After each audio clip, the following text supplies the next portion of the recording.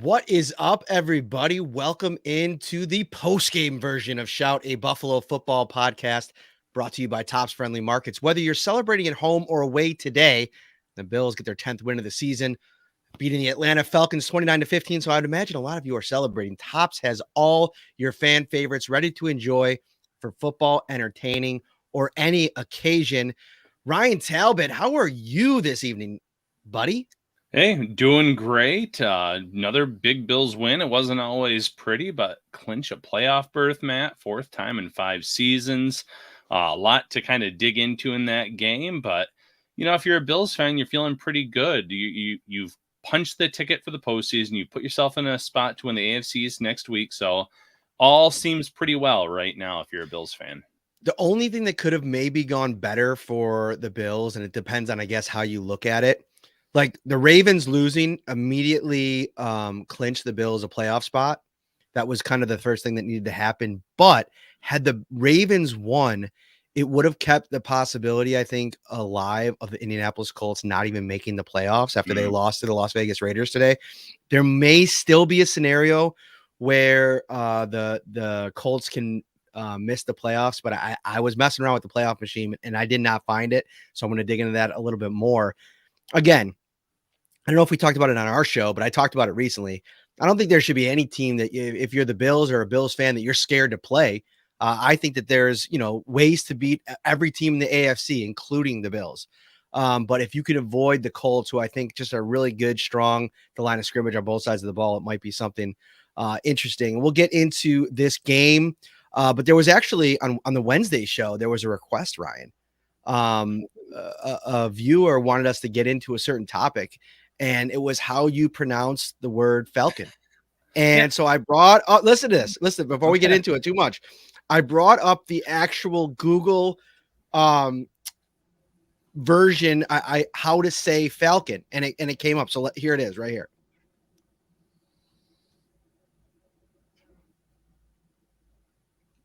Is it not playing? It's not playing, no. Oh, it's not playing. Now, hang on a second. Let me see if I can get this into the chat. Because remember last time we did this.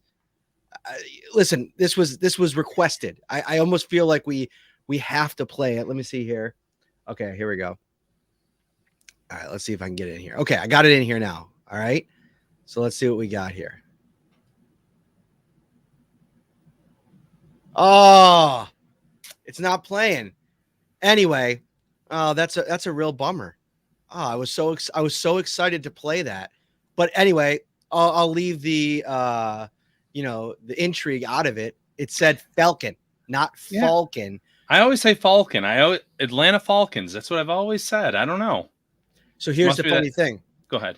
So I Googled it, right? And the first thing that comes up is that in old British English, the correct pronunciation was Falcon. So you were just a little bit before your time, honestly, is where we're at.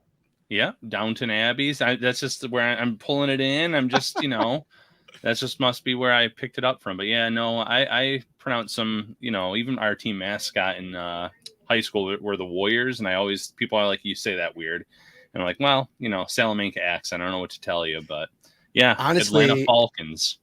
At this point, if you started saying Falcon, I'd probably kick you off the show that day, or I'd mute you. I'd put you in timeout again. So you just keep being you. I love the way you say it. All right, let's get into this game. I think we got to start with the running game, or maybe more so. I think more like jarring in this game was the lack of a passing game, an effective passing game. It was obviously cold. I think that affected some drops early in the game, some balls that Josh Allen kind of put on a couple guys that weren't caught. And I wonder how much that kind of, affected him moving forward. 3 interceptions for Josh Allen today, had a quarterback rating of 17 in this game.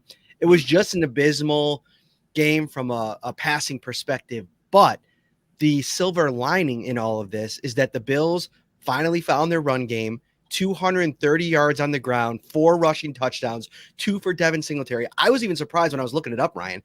Devin Singletary's first career 2-touchdown rushing effort in a game. I mean, this is, something that I'm going to be writing about for tomorrow. This maybe could be a blessing in disguise, as bad as this offense kind of was looking for a stretch there midway through the second quarter and into the third quarter before they went on that touchdown drive. They found their run game a little bit today.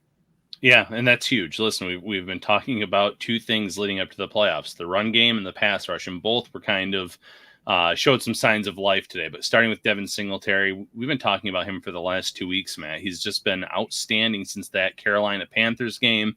Didn't look like it with the yard per carry average at the end of that matchup, but he really was picking up tough yards in that game. Last week against the Patriots, really balanced as a rusher and a receiver, had a score there as well. And then you get to this week's game, 100 yards plus rushing on the ground, 2 touchdowns. He has been really effective in the red zone in terms of those red zone carries when the Bills dial up his number. And I know he doesn't have the size of Zach Moss. He's not that veteran, but he's finding ways to punch it into the end zone. So I think they have found something there. He's really established himself as that true number one back. And then kudos to Zach Moss. I thought Moss had a really nice game today as well. Almost 40 yards, and I believe it was 5 carries. So almost 8 yards per carry today. Did a really nice job as that number 2 back for Buffalo. It's what you want to see heading into the playoffs, because we saw in the elements today, the way Josh Allen throws that ball, it's hard for the receivers to haul it in. He was a little off the mark on some passes. They might have to run a little bit more if they get to host at least one playoff game, which if they win the division next week, that's what will occur.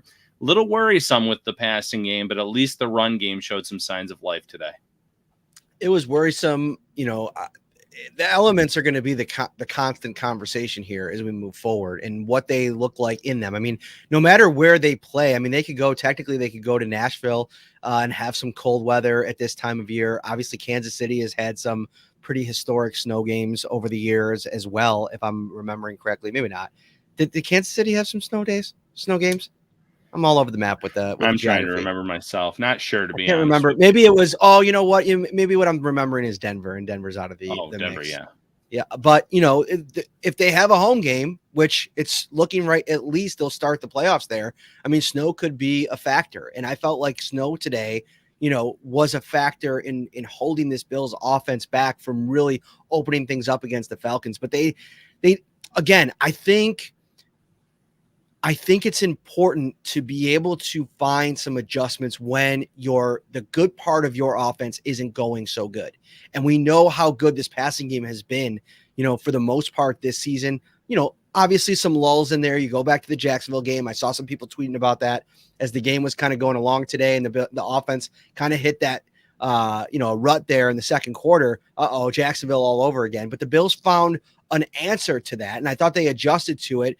And, there are going to be times, listen, it's hard to extrapolate too much moving forward from this based on this one run performance. I know that, Sean McDermott and Dawson Knox talked about it today being, I think Josh Allen too, being a 2-dimensional offense. I don't know if running all over the Atlanta Falcons, is going to do that for you, is going to kind of get you to where you need to be in terms of proving it against better run defenses as you're going to likely face in the playoffs. But it's good to at least have that happen so that now you continue to kind of build the confidence level for Devin Singletary. And this was Zach Moss's kind of game. And I thought he had, to your point, some really good physical runs. Yeah, this is what you want entering the playoffs with your backs, feeling that they can be effective on the ground. They can put up some points when needed in terms of when you get near the end zone, keeping defenses honest. That's what the Bills are going to need come playoff time, because like you said, you're playing some better teams overall. You're just playing some great opponents in the playoffs, regardless of a wild card weekend or the championship game or the Super Bowl. So the Bills are going to have some tough tests up ahead, and if they can keep that run game going, if Singletary enters the playoffs, sky high confidence, which he should with one game left against the Jets here coming up next week, then that could be a good thing for this Bills offense. But obviously they have to clean up some things in the passing game, as Josh Allen alluded to post-game. If you're watching the post-game edition of Shout, thank you. Welcome in. If you're watching on Facebook and Twitter, we appreciate you. Over on YouTube, hit that like button while you're here. If you haven't yet, subscribe as well. It'll give you a notification every time we go live here on YouTube. And it's really the platform that's best suited for interaction, engagement during the show. If you have questions, comments, let us know. We'll try to get a few of them in here as we go along. Where do you want to go next, Mr. Talbot? Let's go to the pass rush a little bit. I was pleasantly surprised that we talked about it in the Twitter Spaces pregame. I said Matt Ryan's going to hold the ball a little bit longer than some of these other quarterbacks they've played as of late. And I thought that the pass rush kind of answered the bell to a certain extent today. Matt, what did you think? Agreed. 5 sacks, 4 of them by defensive linemen, 1 for Greg Rousseau, 1 for Mario Addison. Addison probably should have had 2. He let 1 slip out of his hands, and that continues to be a little bit of an issue for Addison. I feel like he's probably missed as many sacks as he's gotten this season, which, it has to be a level of frustration there for him and, the Bills coaching staff. But listen, he gets a sack, his 5th on the season. He's trending in the right direction, I feel like. And you look at Jerry Hughes, he's still kind of looking for that sack that takes him over the 2 threshold. So that's, what it is in its own right. But Rousseau, to me, this was a big time game for him today. We've been talking about now months worth of games without any of those big splash plays. And at times, he's been pretty drastically outplayed by Efe Obada, who's been, earned a little bit more time. I thought he came out today. He looked to kind of make his presence known. And that play was a huge play earlier in the game to get the Bills the ball back, force a turnover, get a sack. He hasn't had one in a while. That was a big time play. It was 3, 4, 5, 6, 7, 8 quarterback hits today for the Buffalo Bills. I think they've tried to make Matt Ryan uncomfortable. I think that it worked. He finished the game going 13 of 23, 56%, 197 yards. Most of that, inconsequential, I felt like. And I thought this defense played really good. Nobody more than Harrison Phillips. We can get into him a little bit more in depth. But I thought overall, this defensive line, to your point, was really good today. Yeah, you mentioned it. Rousseau made the biggest play of the defensive lineman, strip sack. Bills were up 7-2 at that point. Led to their second touchdown of the game. And at that point, it looked like the Bills were kind of going to run away with things. But then you have Harrison Phillips, who recovers that strip sack. He has a sack of his own. He's been playing at an extremely high level as of late. You mentioned Mario Addison adding a sack, at Oliver as well. So you're starting to see, again, that was one of the areas that we've said they haven't been effective. They were effective on Sunday. It's a start. Can they do that next week against Zach Wilson? Can they do that in the playoffs against some of these quarterbacks that don't hold the ball that long? That'll be the true test. I'm not sure they can. Like I said, they might have to wait until the offseason to really address that via free agency, or more realistically, again, maybe via the draft if they can find the right player, that right prospect. But it's an encouraging sign nonetheless. I want to get into Harrison Phillips a little bit. He was a man possessed today. 3 quarterback hits, like I mentioned, the sack, and just really, really good in the run game. Usually when something good has been happening recently in the run game, Harrison Phillips has been around the pile, been around the ball, and this is a huge development. I mean, I barely noticed Star Latulele today. Did he play? I can't remember a single snap, and we don't have the snap count out yet. No. Yeah.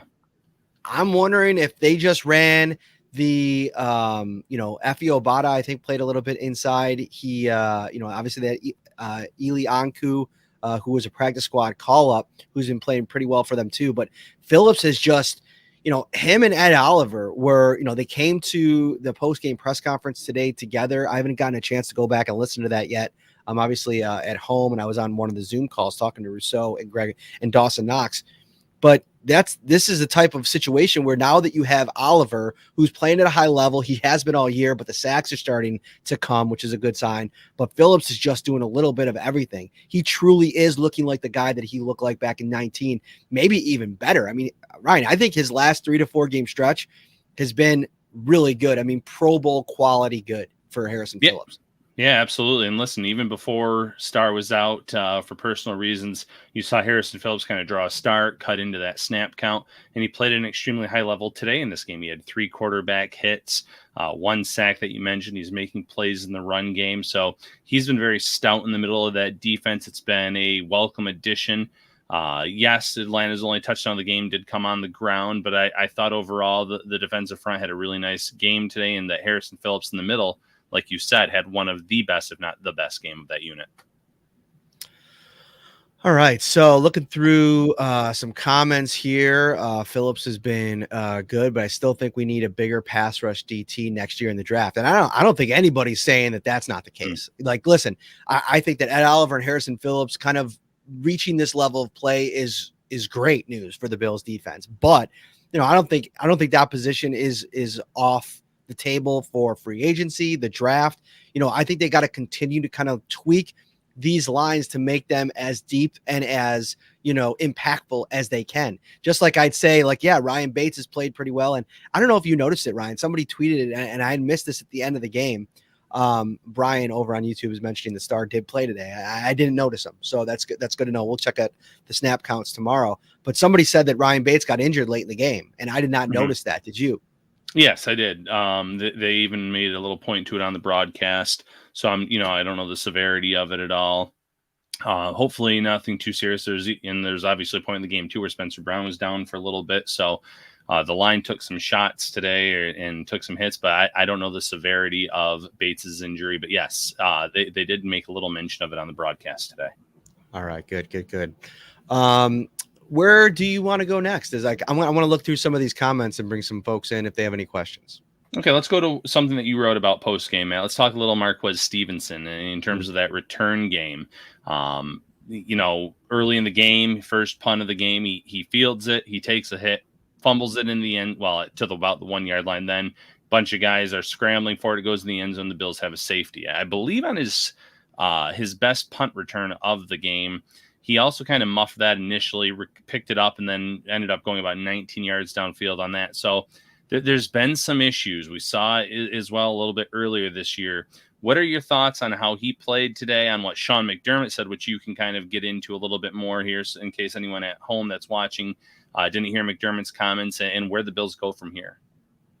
Yeah, so I want to start off with what we set up here in the article, because it's been something that has been discussed quite a bit amongst Bills fans is the mistake that Isaiah McKenzie made in the Indianapolis game.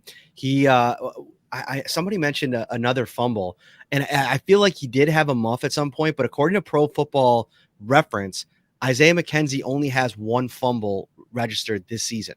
I thought he maybe had two. I went back and I looked through it. I'm still seeing one on there. So maybe there was a muff and it wasn't credited. I'm not sure. But that's 41 kick return / punt returns for Isaiah McKenzie this season. And the one fumble, albeit a very big one in the Indianapolis Colts game, he was benched. Now, Marquez Stevenson here now, he's got 21 now. That after a couple today, that brings his total in 21 in 4 or 5 games. And now he has 2 fumbles on the season. And this one today was costly. It cost the Bills 2 points, gave the ball back to New England. And Sean McDermott was asked about why he stuck with them. And he said he thought it was important to keep Stevenson in the game. Here's the quote. "Those are hard ones for a coach. The ball is so important. We turned it over there 3 or 4 times today. However you want to count that one. It's hard to win when you do that. And that was a valuable lesson for him. And I hope a stepping stone in his career." Listen, I think what it comes down to for me when I'm evaluating the difference between McKenzie and Stevenson is where's the confidence level in them when they have the ball in their hands, and even right before they do have the ball in their hands on these kicks. And I feel like from the 41 that I watched from McKenzie and the 21 now that I've watched with Stevenson, I'm much more uneasy watching Stevenson field these kicks and punts than I was previously with McKenzie, despite that big blunder. And as the weather has kind of changed, I mean, this is a South Florida guy, Stevenson. I know that that's no excuse, and he's a young player. I'm sure there's room for him to grow and develop, and that's something that obviously the Bills are so intent on allowing for with their players. But you are in a time of the season where these kinds of mistakes, you might not be playing a Falcons team where you can overcome. You go do that against the Kansas City Chiefs, and you give the ball back to them, and they come down and score a point touchdown, and they go up 9-0 early. That's a really tough mountain to kind of climb and obstacle to overcome. So I just think it's something that they really have to evaluate this thing. And McKenzie's had his own issues over the years returning kicks. I'm just saying from a feel standpoint, I feel a little bit more comfortable with McKenzie back there than Stevenson at this point. Yeah, and I don't blame you. And listen, McDermott kind of already said he didn't have confidence in Isaiah McKenzie at one point this year as a return man, and it is what it is. But McKenzie, I felt like ripped off better returns or more consistent returns than he has. Some of them were called back on holding penalties and flags and things like that. There was one in that Tennessee game that he would have won single-handedly with that return late in the game. I feel like Stevenson, even if, you count that fumble that he had today when he took the initial hit, or the one, I see a comment saying it wasn't a muff. He didn't, it never actually hit the ground. I get that. There was a little bobble there, though, on it. It makes you a little uneasy, but even on the returns themselves, he seems to take a minute to try to figure out where to go. And he always seems to run into his own players or stop his own momentum, take some serious shots. Last week against the Patriots, he took one really hard hit where he was kind of knocked back in the air. Another one today where he was speared by an Atlanta defender on special teams. So he's taken some really hard hits too, and not putting himself in the greatest position either. John over on YouTube asked, do you think Marquez could be due role and give you the game Isaiah had last week? Nope. I do think eventually the idea is to have Stevenson as a part of the offense. I don't think that there's snaps available to him now. I think that, it's a situation where he's a young player that didn't play for most of the year and is getting thrown in at a time that is, the mistakes are amplified, and they're going to be even more so amplified as we move into the games to come here. I mean, probably not so much next week against the Jets, although they gave the Bucs everything they can handle today. That's I wouldn't just sit there and mark that a W. I mean, the Jets obviously they don't have nearly the talent that the Bills do, but we've seen, especially if there's elements, the issues that could be at play. And Zach Wilson, I did not watch that game, but for him to kind of go down there or to play in New York against that team, that's a pretty impressive deal for him. He's somebody I've been pretty critical of. Let me see the numbers here for him. Zach Wilson today against the Bucs, 19 of 33, 58% completion rate, 234, a touchdown, and maybe the most important stat, 0 interceptions. It wasn't a splashy game for the Jets in any stretch. I mean, 28-24, they lose. They don't turn the ball over, it doesn't seem like. Let me see the fumbles here. Oh, yeah, they lost a fumble. So they did turn it over once. Each team turned it over once. But again, it's going to be a challenging news. Somebody else asking about the Bates injury. We were just talking about that. The Bills didn't put anything out on that. I'm sure Sean McDermott's not going to get too much into the weeds on that even tomorrow. So we'll have to kind of wait and see how that transpires. But I thought, overall, I thought the line played pretty good again today, especially in the run game. I guess we can go there and what that looks like moving forward. I think they continue to probably roll with what they had out there today. Yeah, I like the offensive line play. This is the second week in a row that they have not allowed a sack on Josh Allen. And yes, Josh Allen had some plays where he rolled out, he scrambled, he ran. But I also, there were plenty of plays where he had a lot of time to scan the field, look around. It's just the passing game wasn't there today for the Bills for whatever reason. The elements, the routes, it looked like Beasley kind of stopped his route on one of the interceptions. But they played really well there. And we already talked about the run game. The Bills ran for over 200 yards today. Between Allen, between Singletary and Moss, they had a really good game, 4 touchdowns on the ground. So I think the offensive line is coming together at the right time. Yes, there's some players that have been banged up. There's some players that have been out, but they seem to be trending in the right direction with one game left in this regular season. Mm-hmm. From hot to go pizza and appetizers, signature fried chicken, baby back ribs and subs, to delicious salads and brownie trays, Tops has everything you need to feed the hungriest fan. We got a couple, I think, messages after the game. I think somebody tweeted at us. I don't know if you have that, something specifically they wanted us to get into on the podcast. I don't have that up in front of me, but I do have one from somebody that, DM me in terms of what's your level of concern based on what happened in this game. I guess like 30,000-foot view of the offensive struggles, the run average, I think, in this game for the Falcons. Let me see what it was here.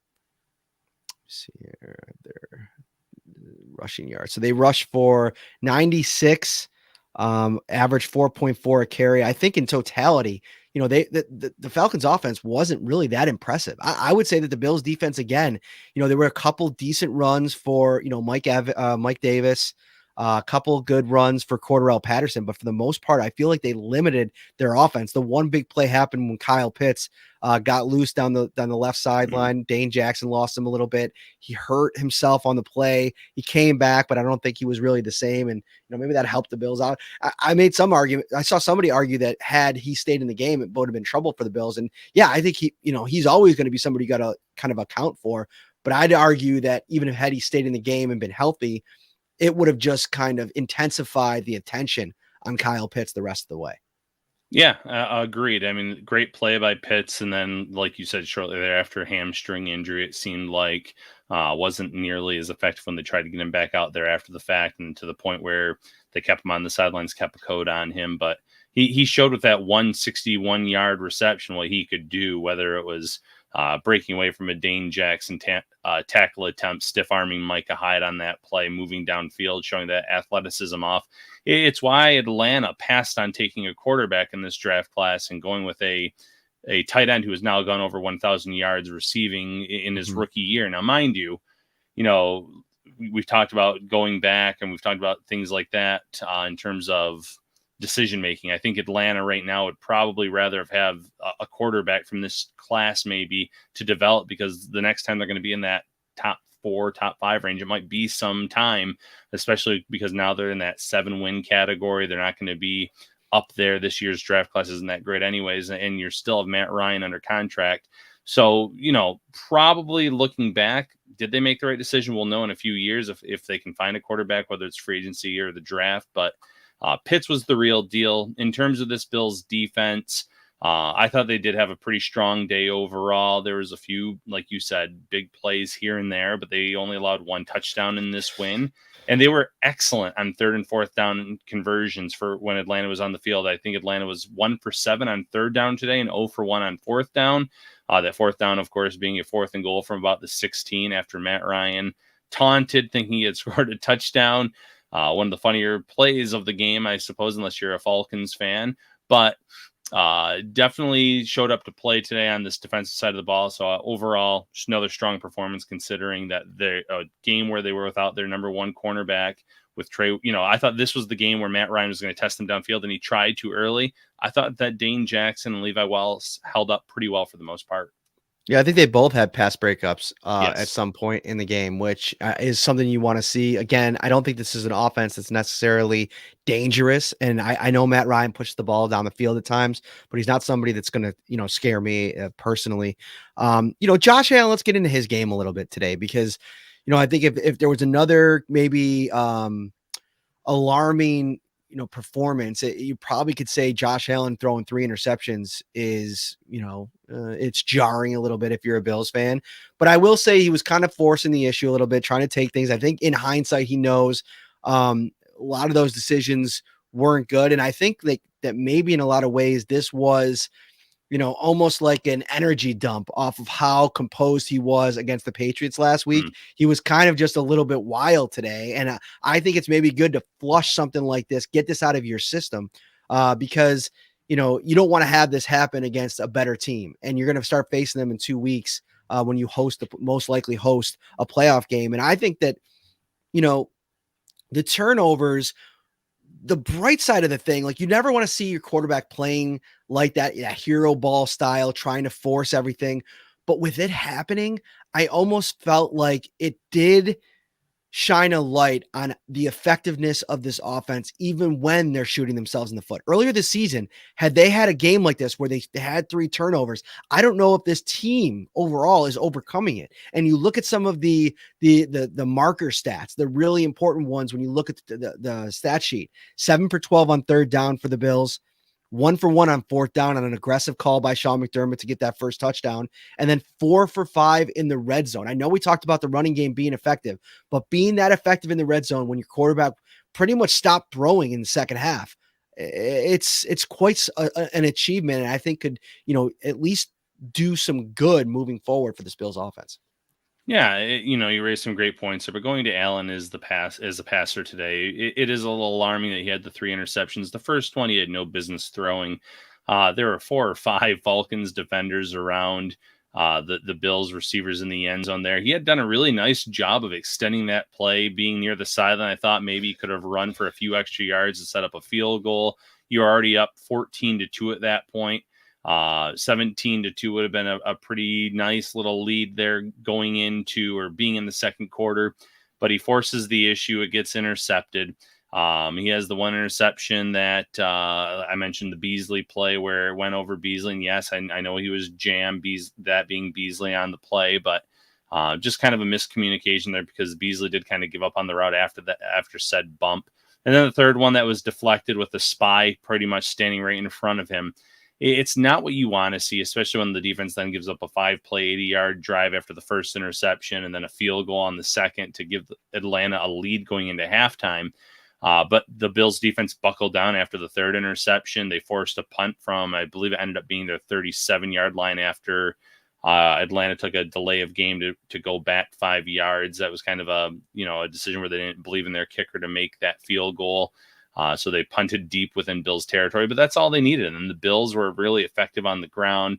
They put the game away. They ended up winning by 2 scores, which ended up, pretty much mirroring that betting line. The betting line, I think, ended up at 14.5 points, but the Bills end up winning just by 14 in this game. But you're right. Earlier this season, who's to say that they'd come out and score those 2 touchdowns after the fact and still win by multiple scores in this game? They answered the bell. They took care of an inferior opponent. And now they have to do that one more time. And then, going forward after that, come playoff time, they can't afford a 3-interception performance. There's no denying that. If that happens in the postseason, the Bills aren't going to be in the playoffs very long. It's true. Speaking of the postseason, starting to crunch some numbers here as we look at potential playoff matchups. So today, the New England Patriots absolutely smashed a Jaguars team that, you probably watch that as a Bills fan and just cringe knowing what happened when the Bills and Jags played earlier this year. I think the final score was something wild. I think it was 50-10. Mm-hmm. Was that the final there? Yeah, 50-10 New England. So as the standings sit now, the Titans get a win over the Miami Dolphins, who revealed themselves today. I think that was kind of what everybody was expecting once they faced a playoff team again. They're not very good on offense, and it showed. And I think New England should be able to go down there and take care of business next week. And if the Bills take care of business against the Jets, you're most likely, Ryan, looking at a 4-5 matchup between the Bills and the Patriots. There are some different results that can push things around, but where is your confidence level at going around 3 with the New England Patriots, Josh Allen versus Bill Belichick, and starting up that whole fun party once again for maybe another showdown this year? Well, compared to some of the other opponents that they could play in the wild card matchup, I think my confidence would be pretty high for that matchup. Again, you mentioned the Colts as a potential first-round matchup. I think the Bills can beat Indianapolis, but we also saw how effective they were on the ground, how they ended up winning in a lobsided fashion in that first matchup. They do match up very well with Buffalo in terms of what they do well, their strength versus Buffalo's weaknesses. And then it really depends on who else is in that wild card picture at the end of next week. Obviously, it could be the Chargers. It could be, and there's not going to be enough time for them to move up maybe to where Buffalo would need them to be, or the Raiders. So I think that the Patriots are the most likely matchup right now. And I have pretty high confidence level. Come January, there could be another game with 45, 55 mile per hour winds, but we already know what Mac Jones is in this game. And he's a guy that throws at the line of scrimmage. He wants his receivers to then take the ball, move the chains. They have an effective 1-2 punch at running back. Both of them, I believe, scored today. I think 3 touchdowns between the 2 top backs in New England. The Bills didn't see Stevenson in that second matchup. But I just like Buffalo in that game. If there's not 55-mile-an-hour winds, I think Josh Allen can still throw it all over them. He can be a very patient quarterback. The receivers can make plays. We're seeing more from the running game. Talent versus talent overall, I just think Buffalo has a lot more of it. So my confidence level would be pretty high in that matchup. It's interesting. There's a bunch of different matchups that can happen. The Bills could, open with the Patriots. They could open with potentially the Colts in a rematch of last year's wild card matchup, depending on what happens with them. I mean, them losing to the Raiders today really opens up the door for a ton of different ones. Interestingly enough, Ryan, I tweeted out a potential scenario where the Bills, this could be their potential path to a Super Bowl. a home game against the Patriots in the wild card round, a road game back in Nashville against the Titans in the divisional round. And if it gets real crazy, potentially a home AFC title game against a 7 or 6 seed Indianapolis Colts. Could you imagine the story if the Bills had to go through that gauntlet after the games they played against those 3 teams in the regular season? It would be quite something. It would be really interesting. And listen, the Titans really put a beat down on the Dolphins today, and the news leading up to today's 1:00 slate of games is that Derrick Henry is probably going to start practicing this week for Tennessee. Might not play in the season finale, but seems ready to go for the playoffs. They're getting healthy at the right time in terms of their playmakers. That's what made Tennessee so dangerous earlier this season when Henry was running, when they had A.J. Brown, who didn't have much of a game today, but he had a really nice game last week. Who knows what's going to happen with Julio Jones, that hamstring. He's always seemed to be a little bit banged up. But they're getting healthy at the right time. The AFC is just wild to me, Matt, because you look across the board and there's not one team I can sit here and say I have the utmost confidence to be a guaranteed lock for the Super Bowl. You've seen Kansas City lose to Buffalo. They lost to the Bengals today. We've seen them lose to some of these other teams that are in the playoff mix, or have some of these other teams put up a really good fight against them. There's highs and lows. Tennessee beat them as well. There's highs and lows for all of these teams this season. The AFC is just so wide open that it's going to be really fun to watch and see how this all unfolds. Before we came on today, Ryan, I heard, I don't know if I'm allowed to say this, but I heard your wife singing the theme song to Golden Girls in the background. Indeed. It really got me feeling some type of way. Growing up, at my grandparents' house, I would go over every weekend. I would go to my dad's parents, and my grandmother, Grandma Blondie, she loved the Golden Girls. I mean, like, how like nowadays, like if you walk into somebody's house, they really like, maybe they're watching The Office all the time or something like that. It like you, like me, like back when it was on Netflix. She always had the Golden Girls on, so much so that I know the entire song. Thank you for being a friend. As soon as I hear that song, it puts me in a good mood. And it was obviously the news this week, so sad. Actually, I think it was yesterday, right? Betty White passing away right before her 100th birthday. An icon, an absolutely epic icon. But you're going to put up a story because they played the theme song on the game broadcast today, right? Yeah, late in the game, you could hear it from the stadium. The Bills were playing it. I believe they were playing it when they showed that the Ravens had lost to the Rams, and the Rams were the quote unquote friend in that matchup for helping them clinch the playoff berth. But yeah, they played it at Highmark Stadium today. There's a few videos out there. Loved that. And you're right. It's just one of those classic theme songs. I always like that second verse. If you threw a party, invited everyone you knew. Take it, Parrino. No? You'll see the best of you and me. Shoot, I don't remember the rest of the words with that. Thank you for being a friend. It was close. It was in the realm, right? No. What, dude? You would see the biggest gift would be for me, and the card attached would say. I said the second verse was my favorite. Do you have the lyrics up on your computer? No, I don't have. It looks like you're reading off of the screen right now. I am not. Is there a way I can share my screen? No, there's not. I have StreamYard and my apps open. That's it. That's it, Matt. Yeah, I'm disappointed in myself. A lot of times I forget words. Lone Wolf says, "Don't quit your day jobs." We won't. That's great advice. We should have brought our wives on to sing the theme song. That probably would have been better. Absolutely. All right. We're gonna get wrapped up here. Whenever we start singing, logging off now. Alex, smart idea. I don't blame you one bit, Ryan. Yeah, terrible. Yeah, it was. My singing is pretty bad. I'm the first to admit it, but you have to do what you have to do for Betty White. So yeah, respect to Betty White. Phenomenal career, phenomenal life lived. If you're hosting a large party next week, this week, next month, check out Tops' huge selection of party platters for a delicious, effortless, and affordable, no stress way to impress. For complete details, stop by their carryout cafe or visit topsmarkets.com/fantasyfootball. The Bills move to 10-6 on the season. Have a chance to win their 11th next week and clinch the AFC East. We will have full coverage for you next week. My wife's texting me that that was hilarious. She was dying. Chris on YouTube says Matt bad with lyrics and apples. Chris, I'm going to ban you from the comment section. Just kidding. Yeah, I know. I come around on the apples, although I did have a bad Honeycrisp the other day. I don't know. They might be out. Although, are they out of season now? Is that Well, part yeah, of it? they're definitely out of season at this point. All right. We actually got one Honeycrisp, dude, that was the size of like an oversized softball. It was the biggest apple I've ever seen in my life. It made me uncomfortable. I threw it out. Like my wife brought it home. I threw it out. I threw it out. I didn't want it in the house. It made me uncomfortable.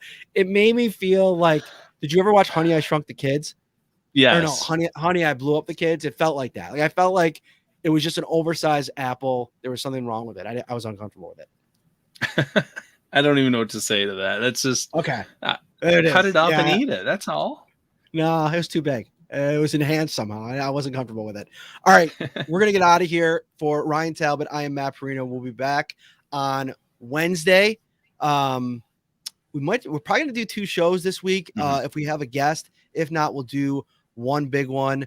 Mark Robbins says perhaps you lost your taste due to COVID. No, I did not lose my taste, but the taste has been affected big time. Everything tastes like metal. It's subsided a little bit here. The last couple of days have been brutal. I got a single order of chicken wings the other day, Ryan.